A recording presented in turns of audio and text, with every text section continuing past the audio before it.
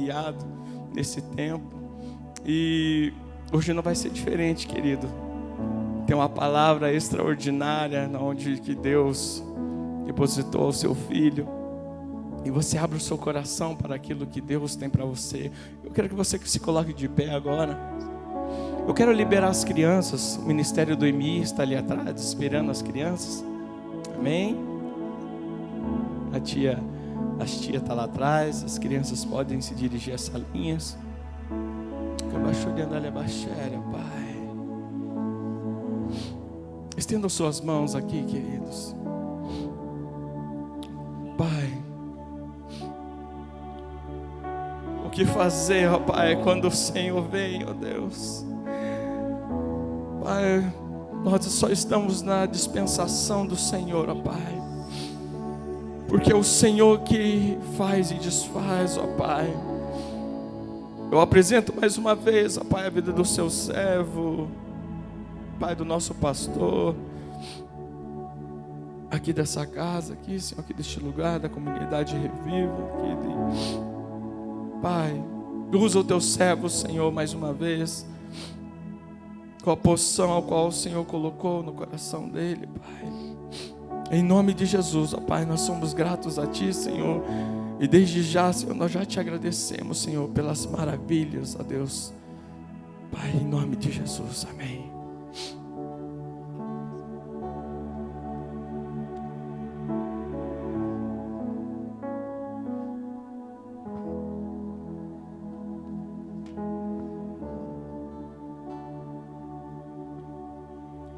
Graça e a paz, queridos.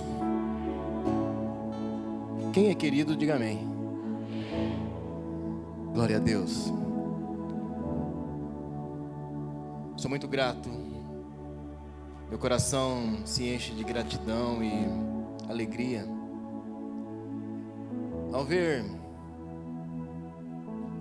pessoas crescendo em Cristo, em Deus.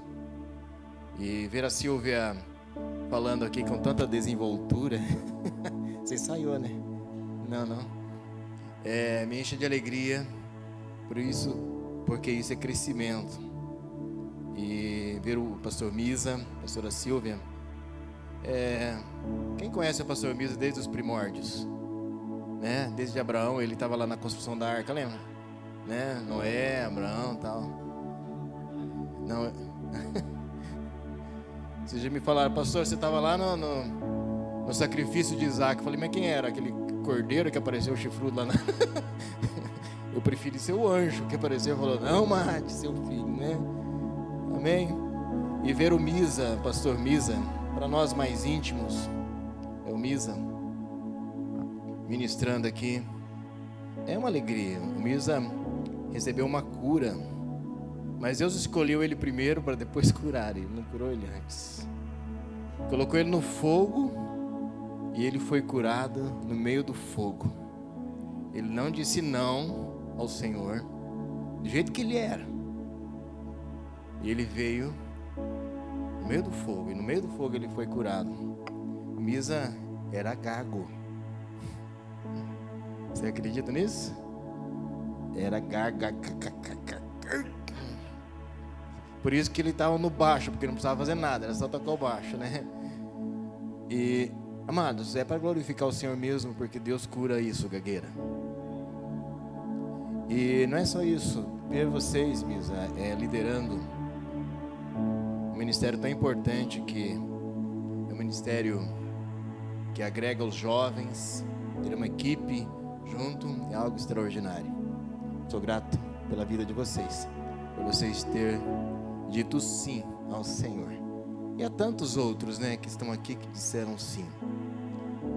A Bíblia diz assim que a quem honra, honra. Quem tem honra, recebe honra fácil. E está tudo bem. Eu gosto muito de honrar os da casa. Porque, amados, quem paga o preço pela sua vida no dia a dia é teu discipulador. É o seu pastor.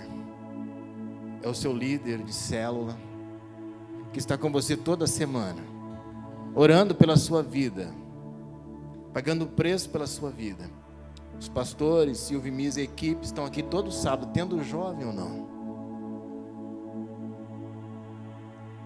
Nós estamos aqui todos os dias, domingos, de domingo a domingo, pagando um preço, porque gostamos, na verdade, de fazer aquilo que Deus nos chamou para fazer. É uma honra da nossa liderança que tem aceitado a vontade de Deus e dizendo sim ao Senhor. Não é fácil ser líder comigo, né, Misa? Eu tenho essa carinha de bonzinho, eu sou bonzinho, amoroso, né? Mas eu sou muito chato,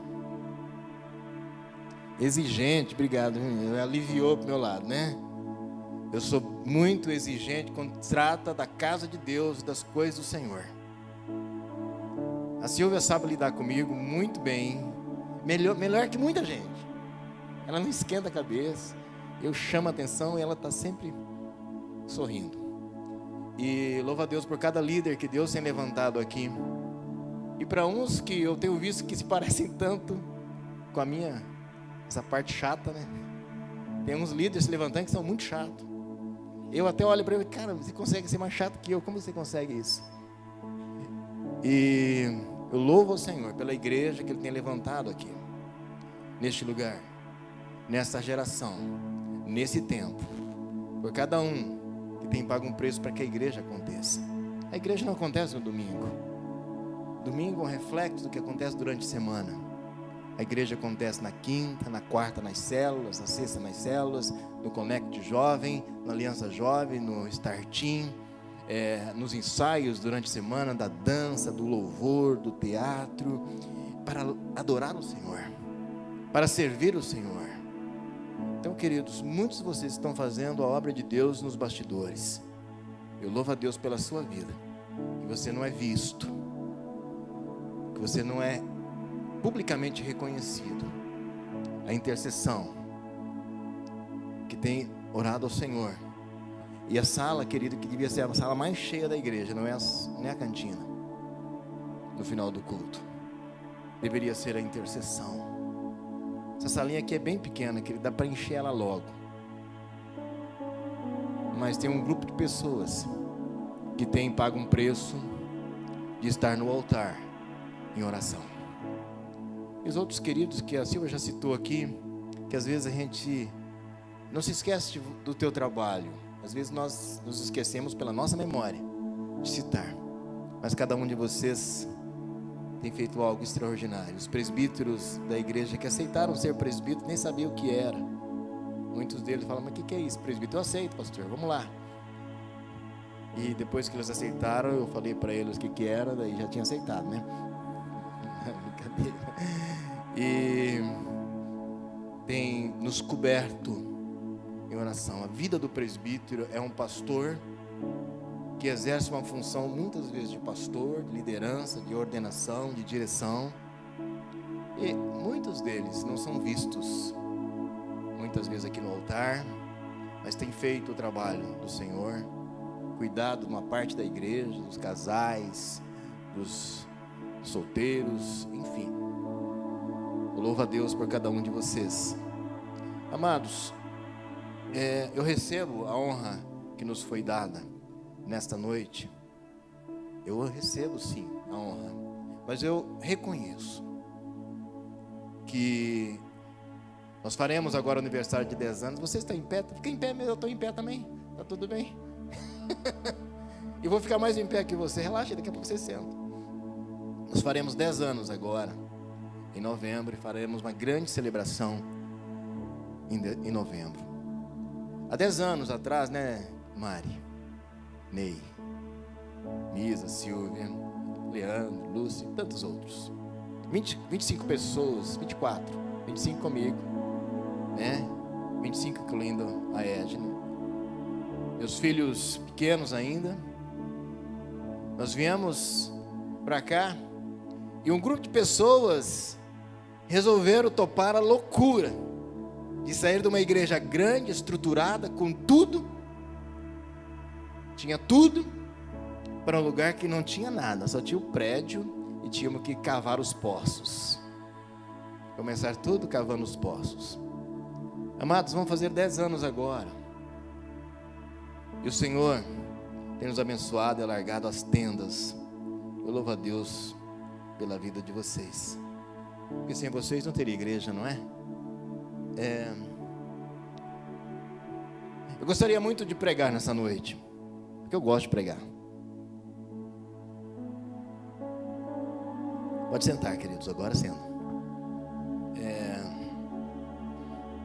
Nós estamos em um evento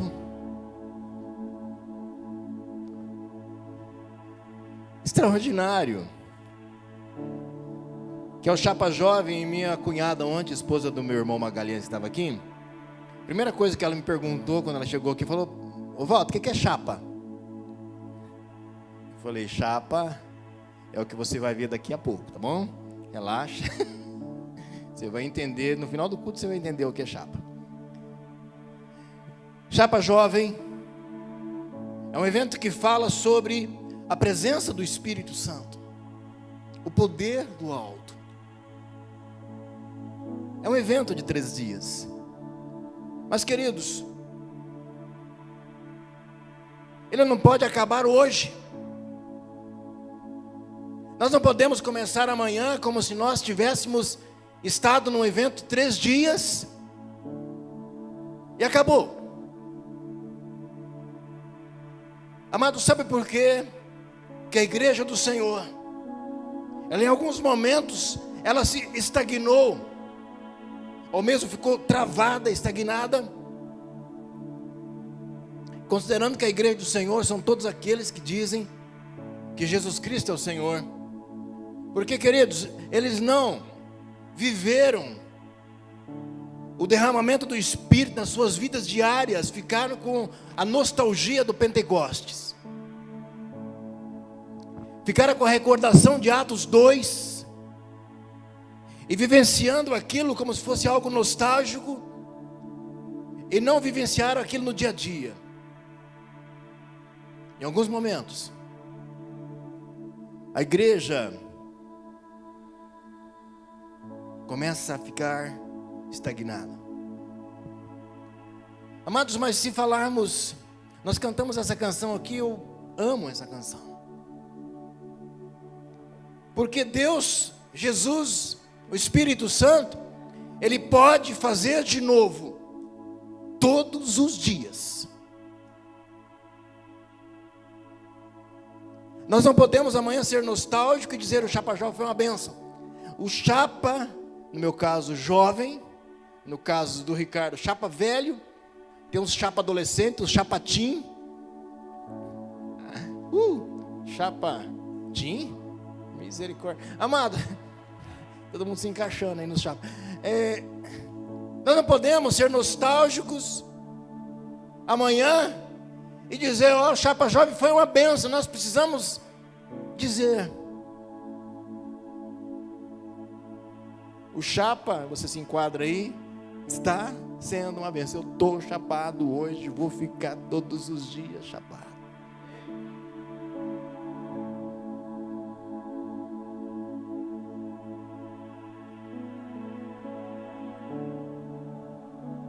Para um pregador da palavra, é muito difícil quando ele projeta pregar uma palavra. Durante 3 meses eu estou falando: vou pregar uma palavra no Chapa Jovem. É um encerramento, meu Deus, eu vou falar de um negócio lá.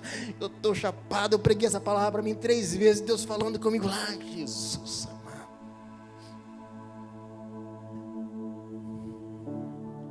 Aí o Senhor fala: não, deixa essa para depois, prega sobre a samaritana. Eu falei: Jesus, eu preguei essa palavra 1000 vezes já, não quero pregar essa. E eu estou me enrolando aqui para ver se ele muda.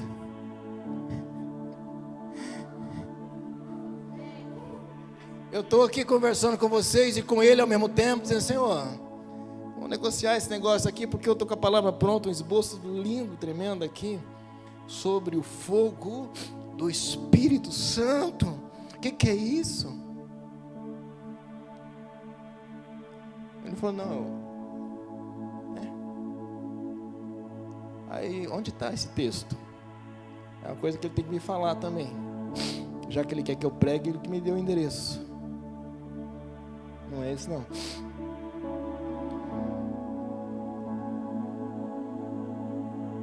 João capítulo... Espera aí. João. Eu sei que está em João. Vamos ver. Capítulo 3 é conversa de Jesus com Nicodemos. Capítulo 4, está aqui. Capítulo 4. Desculpa aí. 5 não. 4. Isso mesmo. Aí, se você puder anotar essa palavra, anota, porque eu vou precisar dela depois. Está gravando também, né? E, amados, eu fiquei imaginando, eu estou estudando muito sobre o fogo nesses dias. O que é esse fogo? Porque João, que eu tenho o texto já decorado para falar para vocês, lá no início do ministério dele, batizando no Jordão, Mateus capítulo 3,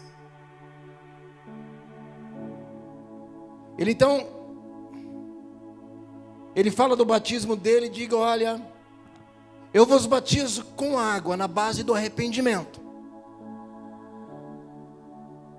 E aí que eu chapei, porque eu estava no batismo com água, e o Espírito Santo começou a falar de água. Eu falei: mas água com fogo não dá certo, esse negócio está errado, eu preciso voltar para o fogo. Mas ele fala de água. E João disse: eu vos batizo com água para o arrependimento. Quantos já foram batizados nas águas aqui? Nas águas. Para o arrependimento. Você se arrependeu de quem você era. Arrependimento no grego significa, o nome é metanoia, que não tem muito a ver com aquilo que nós aprendemos e conhecemos. Metanoia é transformação da maneira de pensar. Metanoia é transformação da mente. O que eu pensava antes, eu não penso mais. O que eu fazia antes, não faço mais. O que eu imaginava que era, eu não imagino mais. É a transformação da minha maneira de pensar. Metanoia. Batismo nas águas para arrependimento. Diga: água. Amém. Mas virá da qual eu não sou digno de desatar as sandálias, nem tirar o tênis ou colocar os tênis. Hoje não tem sandália. Ele vos batizará. Eu vos batizo com água. Eu, João Batista, vos batizo com água. Esse que vem depois de mim vos batizará, primeiro, com o Espírito Santo, ou no Espírito Santo. Está em Mateus capítulo 3, versículo 11, não é? Mateus 3, 11. Ele vos batizará em 2 batismos, no Espírito Santo e no fogo.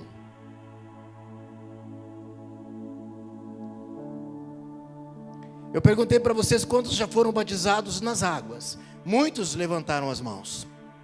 Amado, o batismo das águas não te torna uma testemunha de Jesus na terra. Você não consegue só no batismo das águas se tornar alguém que opera milagres e maravilhas e fazer as obras que Jesus fez e obras maiores fazer. Batismo nas águas é um ato de arrependimento, onde você diz: agora eu sou nova criatura. Eu estou pronto para o próximo passo. Eu estou pronto para o batismo no Espírito Santo e no fogo.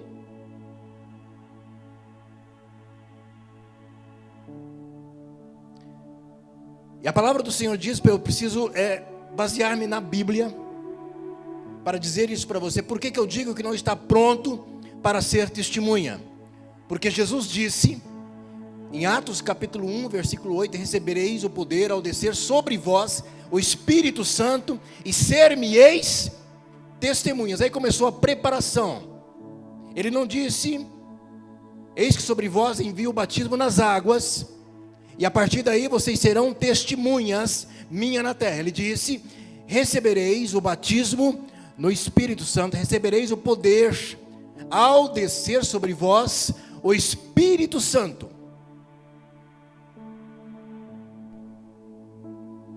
Para ser testemunha, Eu preciso ser autenticado pelo Espírito Santo e receber sobre a minha vida o Espírito Santo.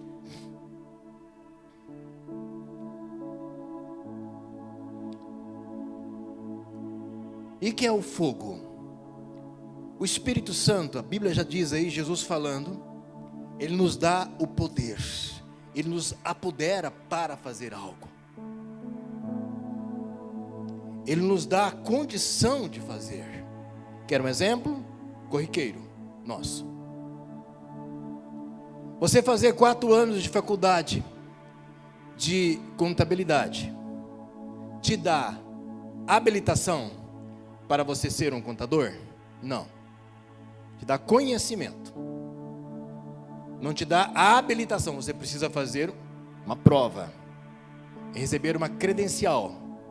Aí você se torna um contador. Isso é um exemplo corriqueiro. O Espírito Santo, ele te apodera, ele te dá condições de fazer. E o fogo do Espírito Santo, o poder do Espírito Santo é quando o Espírito Santo te toma e você é batizado no Espírito Santo. O fogo é o batismo que te dá a autoridade para fazer as obras que Jesus fez. A autoridade, sabe o que é autoridade? Autoridade, queridos, é outorga, é autorização. Mas a autorização, ela vem junto com algo que é a desenvoltura para fazer algo. Quando o fogo te pega, você perde a timidez. Foi o que aconteceu com Misa, né? Ele era tímido, não é tímido mais. Muitas pessoas, elas recebem o fogo, ele é de um jeito no dia, no outro dia ele começa a ser do outro, porque ele foi batizado no fogo do Espírito. O fogo, ele consome tudo o que é você.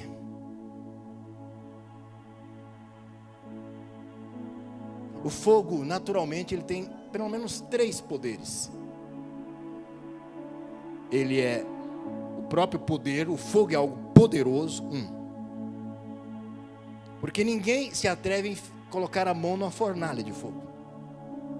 Porque aquilo é mais poderoso que você. Se você fosse mais poderoso que aquilo, você provavelmente não temeria, enfiaria a mão no fogo e falaria, não, eu domino isso aqui. Então o fogo é algo poderoso. O fogo tem também outra qualidade que é, ele é purificador. Até alguns anos atrás, usava-se o fogo para esterilizar instrumentos e para purificar metais, separar metais um do outro. Para isso ainda se usa. O fogo purifica. Outra propriedade do fogo é devorador, consumidor.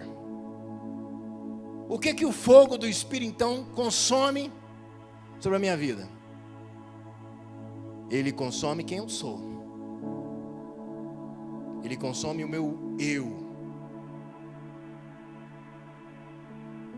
Ele consome aquilo que eu quero fazer. Aquilo que eu tenho vontade de fazer. O fogo me leva a fazer aquilo que Deus quer que eu faça. Pega o exemplo de Pedro. Pedro, até encontrar com Jesus depois da crucificação, ele estava focado em algo. Ele queria reabrir a sua empresa e voltar a pescar. Encontrou com Jesus ali no mar. Jesus teve aquela conversa com ele. Em seguida, nós encontramos Pedro novamente na descida do Espírito Santo. Olha o que aconteceu com Pedro. Você vê Pedro naquele discurso de Atos capítulo 2. Ele falando daquela forma, e você fala, esse não é o Pedro que negou Jesus no mês passado. Tímido, em frente a uma fogueira, não teve coragem de declarar quem ele era, de verdade.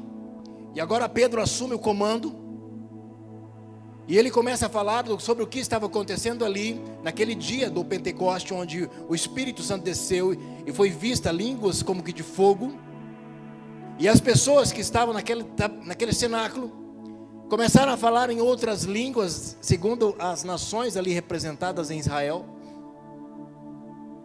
E eles estavam como que embriagados, estavam chapados, como o tema diz, embriagados.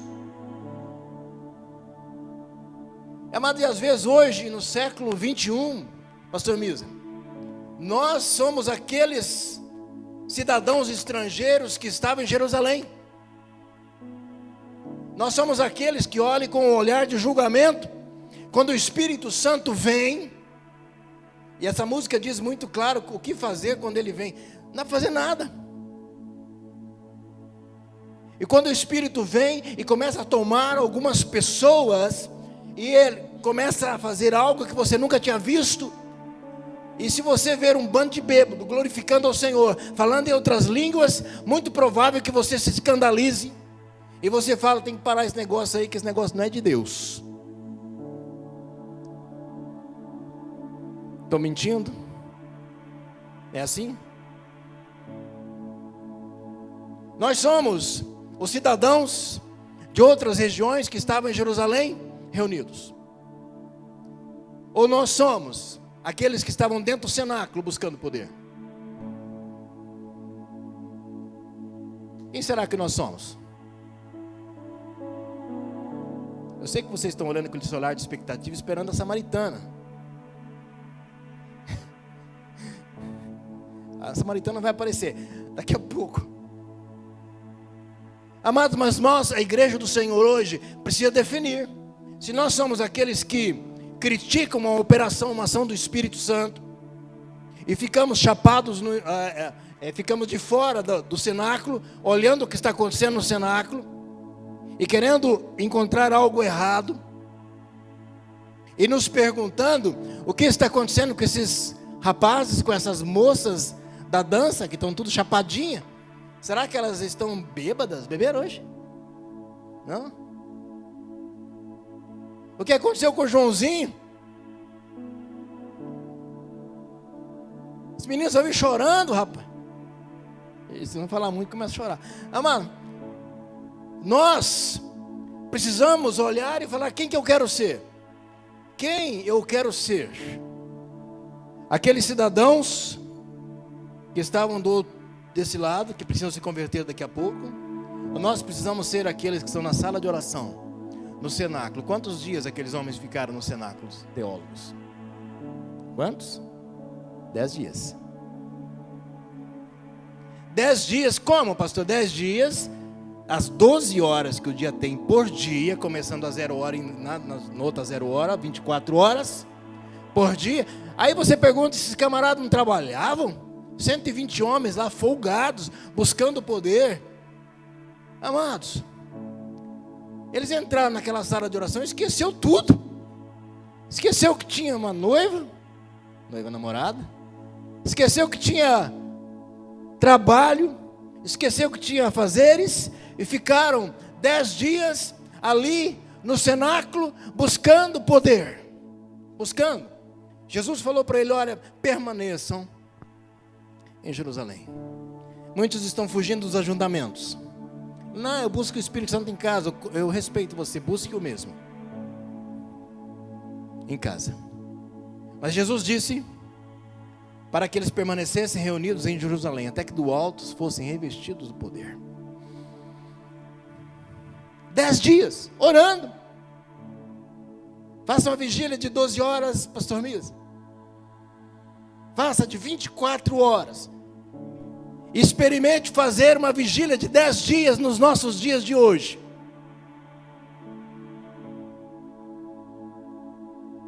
Dez dias, 120 homens, só homens, tirando as mulheres, que não eram contadas naquela época. Mas provavelmente, eu tenho certeza que tinha o triplo de pessoas, porque as mulheres sempre são em maior número na sala de oração. Vai ali para você ver.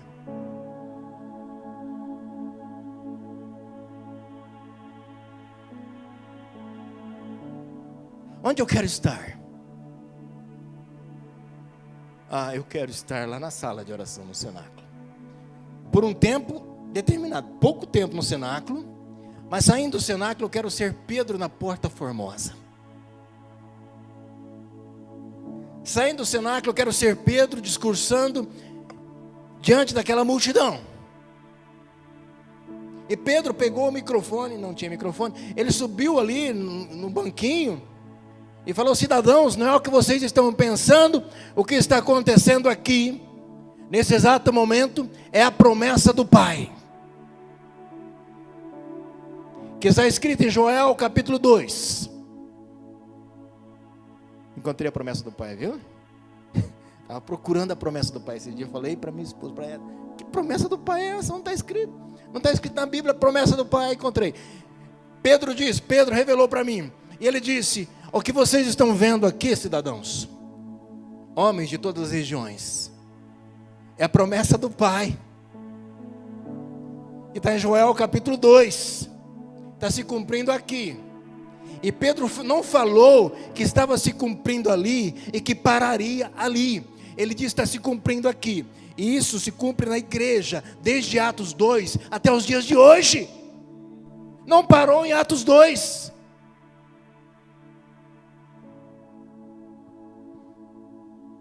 No poder do Espírito Santo, Pedro pregou. Quantas almas se converteram aquele dia, você se lembra? 3.000 pessoas. O Pedrão que negou Jesus 3 vezes antes que o galo cantasse. E o mesmo Pedro, querido, subindo ao templo para orar, e não parou de orar. Ele podia falar: não, orei 10 dias, posso ficar 1 ano agora sem orar. Eu já vim na igreja de manhã, então, para que eu vou na igreja à noite? Muito culto, pastor, meu Deus, é muito culto, misericórdia. Amados, Pedro podia ter falado assim, mas ele continuou orando. Estava subindo a 9ª hora ao templo para orar.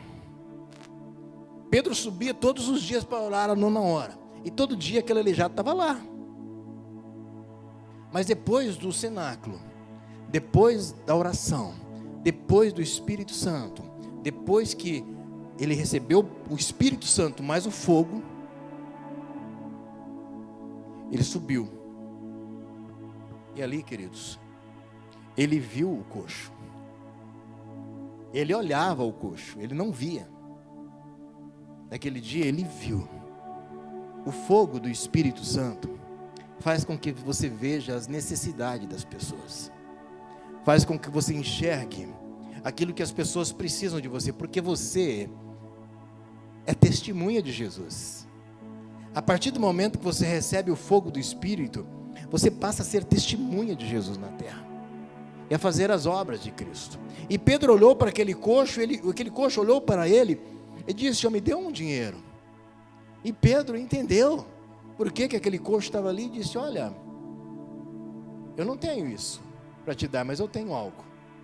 Em nome de Jesus de Nazaré, levanta-te e anda. E pegou ele pelas mãos e levantou, e o cara já saiu pulando. Amados, o Espírito Santo e o fogo de Deus, ele só tem uma finalidade na vida do cristão: é fazer com que você faça o que Pedro fez.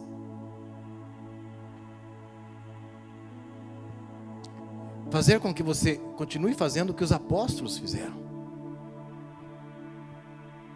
Continue operando maravilhas e as obras de Cristo. Amém? Está dada a introdução. Agora vamos ao texto, João capítulo 4. Olhe, João.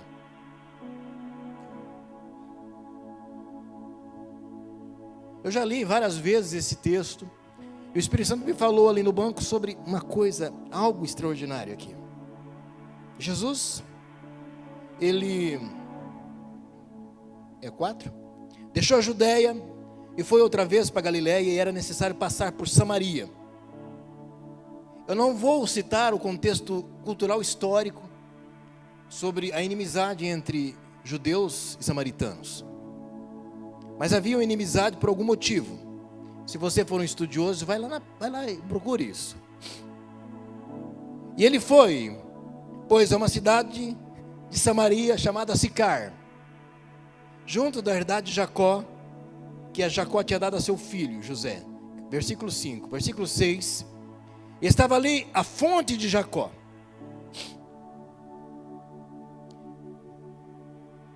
Jesus, cansado do caminho, assentou-se assim junto à fonte, e era isso quase a 6ª do dia, quase meio-dia. Veio uma mulher de Samaria tirar água, e disse-lhe Jesus: dá-me de beber, porque os seus discípulos tinham ido comprar comida na cidade. Disse-lhe a mulher samaritana: como sendo tu judeu, me pedes de beber água, beber a mim, que sou mulher samaritana? Porque os judeus não se comunicam com os samaritanos. Jesus respondeu e disse-lhe: se tu... Olha aqui o que Jesus diz, queridos. Esse texto por si só já nos dá várias lições. O poço de Jacó era uma fonte de águas, onde as pessoas tiravam aquela água para matar a sede sua própria e dos animais. E era uma fonte de suprimento para a região. E esse encontro em que Jesus tem ali com a mulher samaritana, estava cansado, e Jesus pede água para aquela mulher. E aqui começa uma história extraordinária, quando Jesus disse, após o questionamento da samaritana, dizendo: se você é judeu, nós nos damos com você, e eu sou mulher, você não pode falar com uma mulher, você é judeu. Até hoje eles não falam. A Edna trabalhava de vendedora de imóvel, corretora, né, amor? Corretora, não era vendedora, viu? Corretora de imóvel. E um dia ela foi atender um cliente, e ela foi toda felizona porque estava fechando um negócio. Não, o homem queria comprar um apartamento. E ela depois contou essa história em casa, estava indignada, nervosa, brava, né? Falou: não, eu fui lá toda feliz. Na hora que eu estendi a mão para o cara, eu falei: boa tarde. O cara não estendeu a mão para mim. Estendi de novo: boa tarde. Não estendeu. Eu falei: o que está acontecendo? Eu sou judeu, não toque mulher.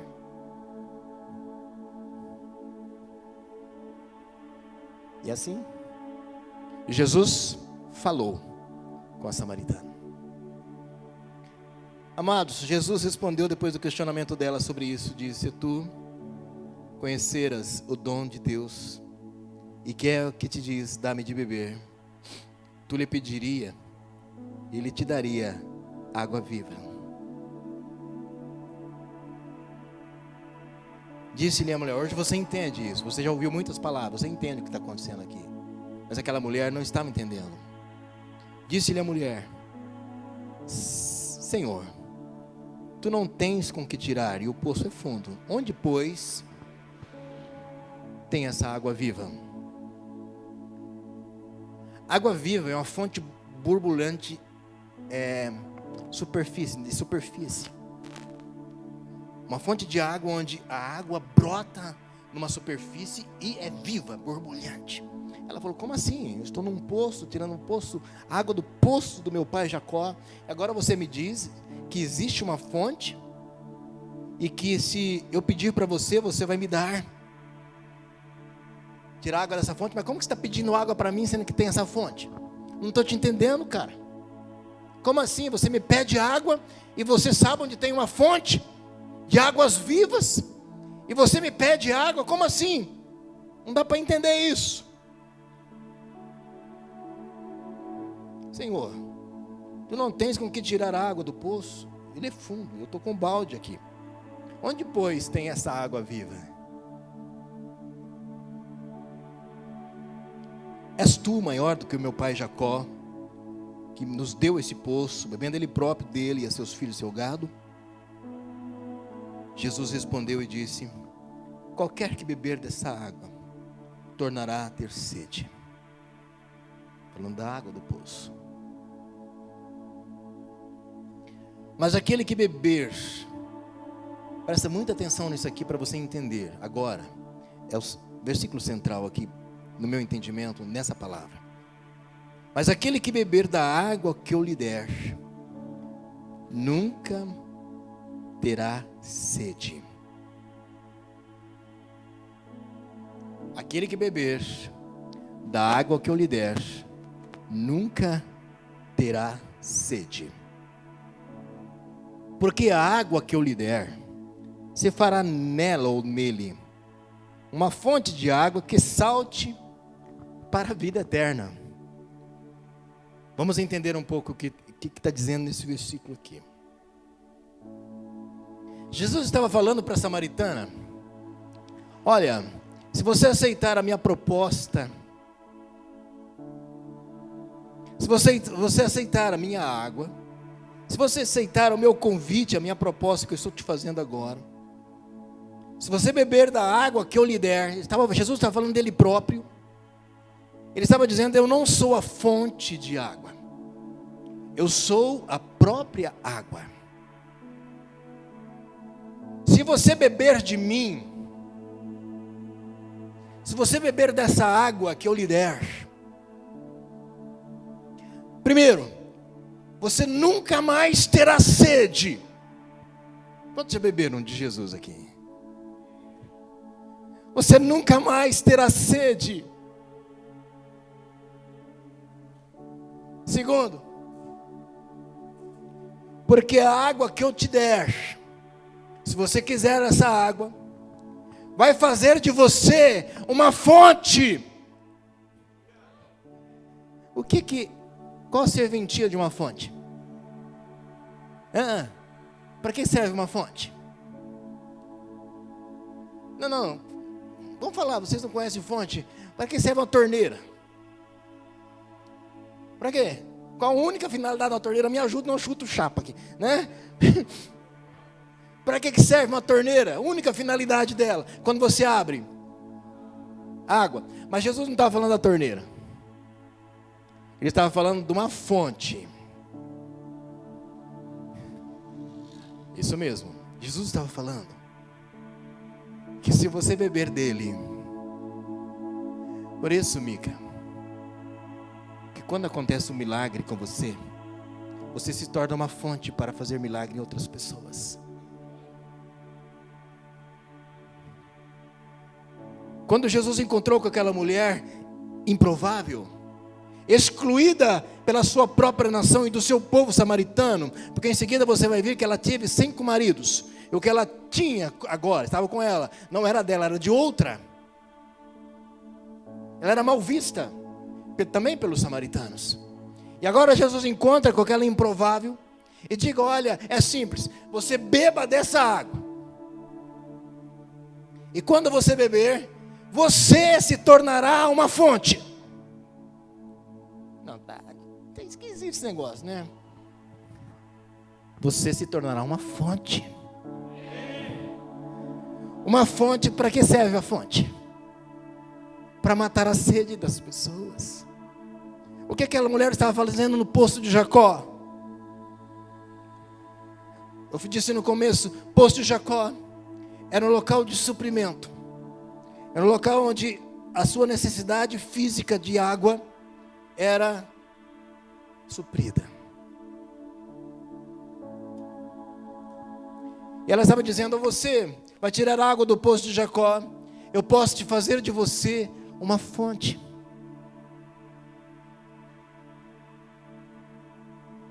E essa fonte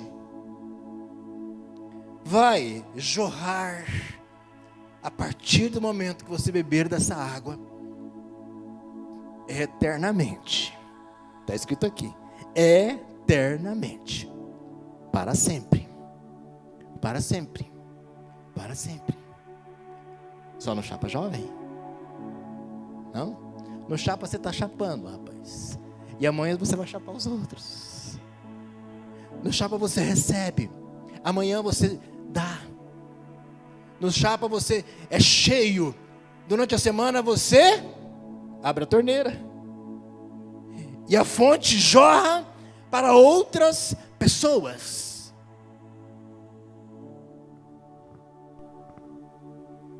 E Jesus continua o papo com a mulher, e ela diz: Senhor, dá-me dessa água,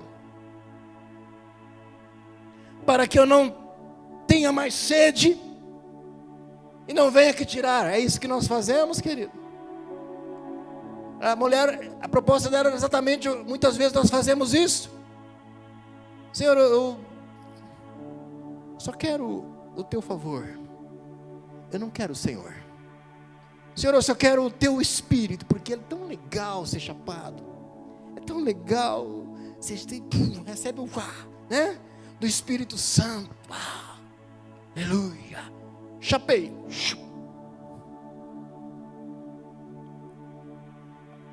é tão legal, Jesus. Mas amanhã eu vou subir e vou encontrar um coxo na porta. Eu vou encontrar um doente, um fraco, um desanimado, um triste, um abatido. Amanhã eu vou encontrar pessoas que têm necessidades. Eu não posso me esquecer que eu me tornei uma fonte. Amém? Senhor, dá-me dessa água. Ela aceitou a água, mas não tinha entendido ainda. Jesus foi na ferida onde impedia o seu entendimento, mas curou-a. E no final desse texto você vê Sicar se convertendo. Sim. Você vê Sicar se convertendo.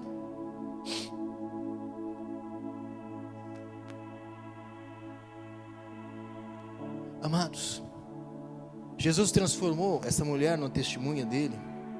Sim. Como assim? Ela começou a questionar com Jesus sobre teorias doutrinárias sobre adoração, onde deveria adorar. Mas em seguida, Jesus disse a ela: olha, eu sou o Messias, eu falo contigo. E ela creu nele. Você vai ver, versículo 28, ela deixou, pois, a mulher o seu cântaro e foi à cidade. Como assim? Ela não queria tirar a água do poço de Jacó? Ela não foi ali para tirar a água? Sim ou não? Ela não estava lá para buscar água? E agora então, ela abandona o quê? O cântaro. Eu sei que tem uns pregadores aqui que já estão fazendo até sermão do cântaro agora. Chapa aí. Ela abandona o cântaro e foi à cidade e disse àqueles homens, a cidade: vinde, vede um homem que me disse tudo quanto tenho feito, porventura não é este o Cristo? Saíram, pois, da cidade e foram ter com ele. Seus discípulos lhe rogaram, dizendo: Rabi, come. Perdeu a fome, Jesus perdeu a fome. Quando nós, queridos, estamos envolvidos na missão, nós perdemos a fome. As nossas necessidades ficam em segunda instância. Como a daquela mulher, a necessidade dela ter água natural para beber, ela esqueceu. Ela falou: não é possível, eu tenho que ir na cidade, tenho que Sicar, dizer para o meu povo, para os meus amigos, para os meus vizinhos, para os meus parentes, para aqueles 5 homens e mais um, que eu encontrei o Messias, eu encontrei Jesus. O que ela se tornou em seguida? Uma testemunha de Jesus, testemunhou Jesus, disse para a sua cidade: eu encontrei Jesus. Eu encontrei. Ela abriu um ministério em Sicar.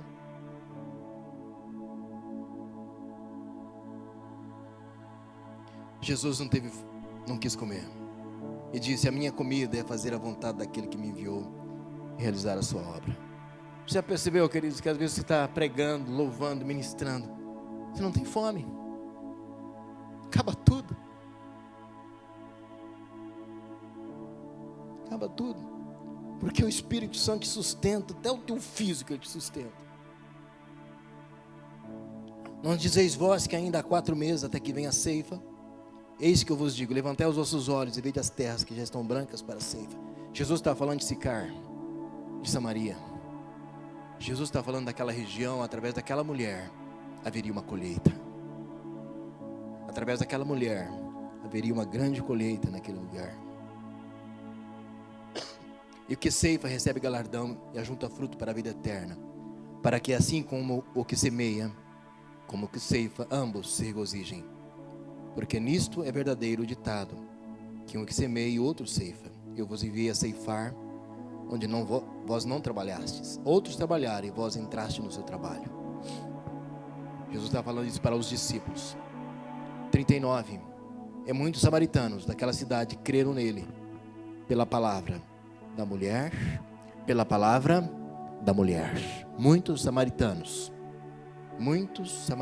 daquela cidade, Sicar, creram nele, creram em Jesus, pela palavra da mulher que testificou: disse-me tudo quanto tenho feito. Indo, pois, ter com eles, os samaritanos rogaram-lhe que ficassem com eles. E ficou ali 2 dias, diga 2 dias. 2 dias, uma cidade. 2 dias, uma cidade recebeu Jesus como Senhor da vida deles. E 2 dias depois partiu dali para a Galileia. Amados, quando nós somos envolvidos pelo fogo de Deus, somos vestidos com as vestes do Senhor, há mudança de governo numa cidade, há mudança de governo em um bairro, há mudança de governo num país, há mudança de governo num estado. Quando aquela mulher chegou em Sicar, ela não era mais a mesma que tinha saído para comprar água. Ela tinha bebido algo, ela estava chapada. Ela tinha bebido da fonte. Ela tinha bebido da água cristalina que é Jesus. Ela tinha, queridos, bebido da água porque começou a jorrar dela uma água. Do seu interior começou a jorrar rios de água viva. Ela era outra pessoa. Quando ela falou para o vizinho, falou: encontrei Jesus. O vizinho que discriminava ela foi atrás dela. As pessoas que olhavam aquela mulher com olhos discriminatórios, agora olhou para ela e não viu mais aquela mulher, viu o Espírito Santo. E eles foram ter com Jesus. 2 dias, Jesus abriu uma igreja em Sicar. Estava ali a igreja de Cristo instalada e com uma pastora, que não tem nem nome, a samaritana, do poço de Jacó. Líder de célula, era tudo. Líder de célula, líder dos jovens, das crianças, dos adolescentes, dos teens, dos casais, fazia tudo. Pensou?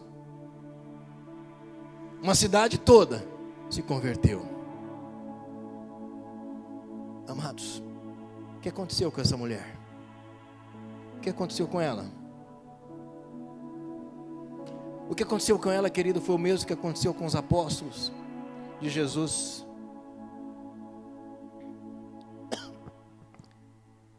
Mesma coisa. Aqueles 120 homens no cenáculo. Foi o mesmo toque do Espírito Santo. Ela recebeu capacitação para falar com outras pessoas aquilo que ela não falava antes. O Espírito Santo, queridos, ele nos dá poder para testemunhar de Jesus. O Espírito Santo é meu amigo íntimo. Não gosto muito desse termo amigo, porque amigo dá a impressão de só intimidade, do lado. Mas eu gosto de falar que o Espírito Santo, ele é meu dono, ele é meu Senhor, ele mora em mim. O templo é dele, é morada dele, é habitação dele. Ele é o governo sobre a minha vida. E Ele quer ser o governo sobre a sua vida. Ele quer ser o Senhor. Quando Ele vem, o que acontece quando Ele vem? O que acontece quando Ele vem, queridos? Que eu sou transformado de glória em glória. O que acontece quando Ele vem é que Ele me veste com roupas novas. Em Apocalipse, capítulo 3, versículo 18, Jesus manda escrever para a igreja de Laodiceia. A igreja que foi a mais criticada, que não encontraram qualidade nenhuma em Laodiceia, Jesus não encontrou. E Ele não exorta Laodiceia por nenhum pecado de escândalo. Ele exorta a Laodiceia porque ela havia perdido o fervor espiritual. Ela havia perdido o fogo espiritual. Laodiceia era uma igreja cheia, rica. Naquela igreja só encostava carrões importados. A região de Laodiceia era conhecida por ser o cofre que guardava todos os tesouros do império. Era conhecida por ser um centro de medicina avançado, onde pessoas vinham de todos os lugares para ser curadas em Laodiceia. Era uma cidade rica. A igreja era rica. E Jesus disse para Laodiceia: você diz rico sou.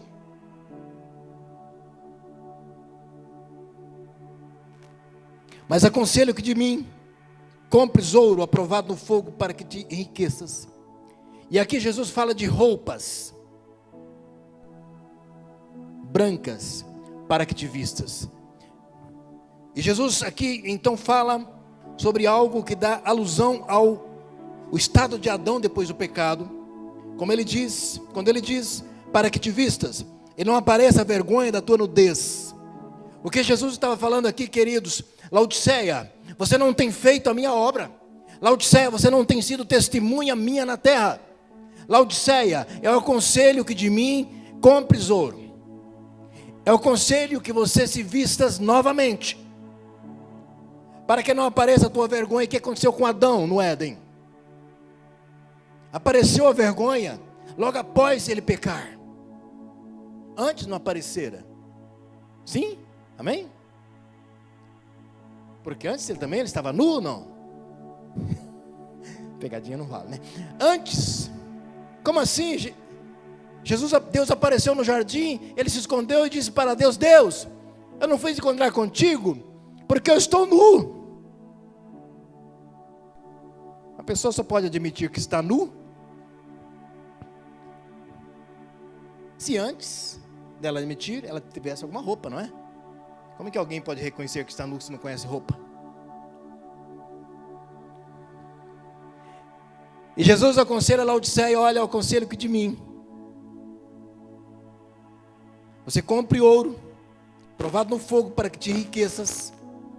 Amados, quando Jesus, na meu entender, fala de fogo, ele está dizendo a Laodiceia: é o conselho que de mim você compre o que é mais precioso, o que vale a pena. E isso que vale a pena é provado no fogo. Eu também aconselho que você se vista para que não apareça vergonha da tua nudez, e que unja os teus olhos com colírio, para que você possa enxergar e ver. Eu me sinto nu. Sabe quando, queridos? Todas as vezes que alguém chega para mim e diz assim: eu tenho uma úlcera estomacal, eu digo para aquela pessoa: procure o médico. Naquele momento eu estou nu, porque eu não uso a roupa que Deus me deu de poder para curar aquela pessoa. O que Jesus quer de nós, queridos, como testemunha dele? O que Jesus quer de mim? Que agora vem o fogo, né? Eu estou cheio do fogo de Deus. Quem está cheio do fogo aí? Diga amém. Eu sei que eu não posso deixar você com dúvida quanto ao Adão pelado ou com roupa. Então eu preciso te explicar, né? Que muitas pessoas aqui não ouviram a mensagem que eu preguei sobre as vestes de Adão. Então assim, queridos, Adão viu e admitiu que estava nu diante de Deus.